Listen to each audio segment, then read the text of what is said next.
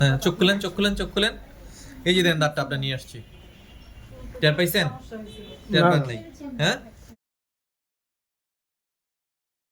আপনার দাঁতটা যে উঠাইছি কত সময় নিছি বলেন তো? এই যে আক্কেল দাঁতটা উঠাইলাম মনে হয় এক মিনিট থেকে এক থেকে দেড় মিনিট বেশি 1 থেকে 1.5 মিনিটের বেশি হবে না।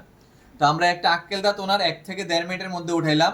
কোনো ব্যথা লাগছে? না কোনো ব্যথা লাগে না। আপনি আতঙ্কে ছিলেন যে কি না কি হয়, ভয়ে ছিলেন না একটা?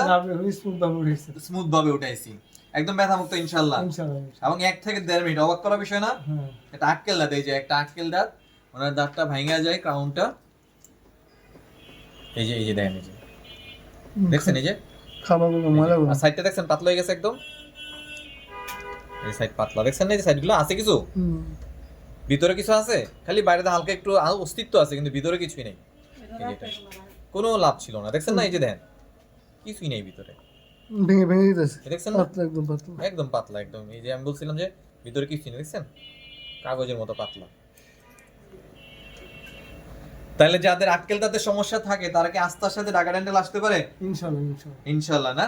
ওকে। এর আগে যেন আপনার কার চিকিৎসা করছিলাম আমি? আমার ছোট বোনের আপনার ছোট বোনের চিকিৎসা করছিলাম। আমার খালামণি ওনার খালামণির, এর আগে ওনার খালামণির, ওনার ছোট বোনের চিকিৎসা করছিলাম, সেই রেফারেন্স উনি আসছে। তা আলহামদুলিল্লাহ, আপনি সন্তুষ্ট তো? আলহামদুলিল্লাহ আলহামদুলিল্লাহ, ওকে, ঠিক আছে।